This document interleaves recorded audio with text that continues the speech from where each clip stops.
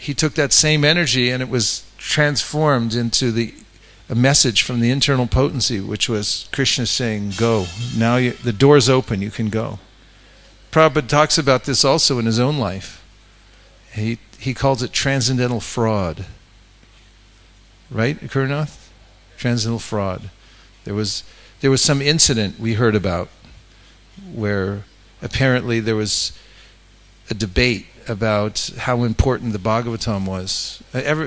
Everyone should have known the Bhagavatam was the most important thing in the world to Srila Prabhupada. His wife should have known it. With all due respect, I'm just saying in the context of the story, no offense to anybody.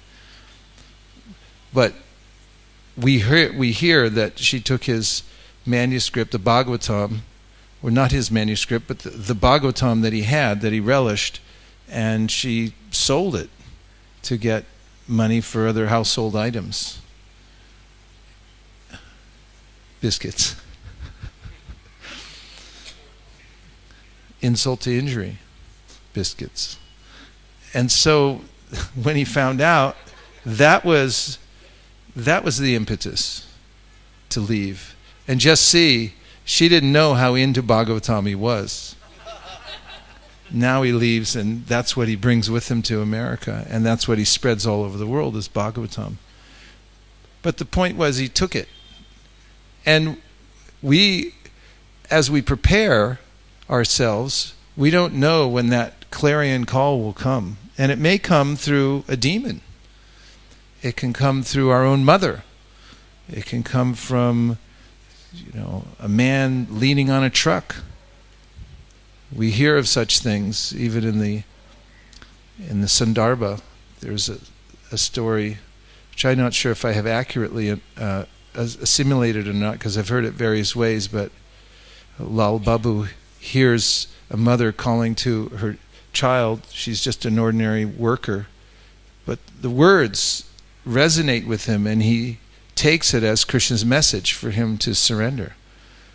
So if we cultivate Krishna consciousness in a way of preparation, because oftentimes it's challenging to perform all the duties of Krishna consciousness, at least up to the standard we'd like. Agree? Therefore, one may take the stance that I'm in preparation mode. And if one stays in preparation mode always, that Krishna, you can come pick me up anytime. Be ready to go. Have your bag packed, at least mentally. And continue to prepare for that time when he comes. Because otherwise, as has been mentioned before, what if he does come?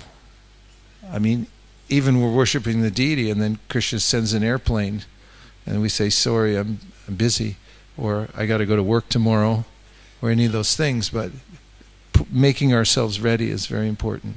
Lakshman dharmishta arya vachasa. He went to the forest, aranyam. Maya mragam dayite yepshitam anvadavad. Means that the reason he went to the forest was to chase after Shamasundar. Internal reason. External reason was to chase after the mrigam, or the people in the age of Kali who are just like animals, to give them a chance to take to Krishna consciousness. Vande Mahapurusha te charanarvindam. So Karabhajana Muni, the great sage, is giving us full permission and direction where to place our attention. And this is the most important thing that we can be directed to do, is give us the ultimate object of meditation. Everyone's looking for it, but nobody's finding an ultimate object of meditation that's satisfactory. People have worshipped Elvis for many years, and some still do. I'm talking about Elvis Presley. And they even visit Graceland, the place where he was born and so forth. But Elvis died on a toilet with it over, no offense, with over, I mean seriously.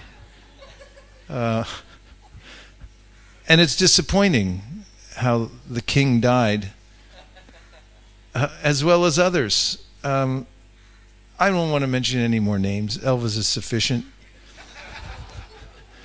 I'm just making a point that we do want an object of meditation. And the best object of meditation is a person with qualities who can sing and dance and who's smart and so forth.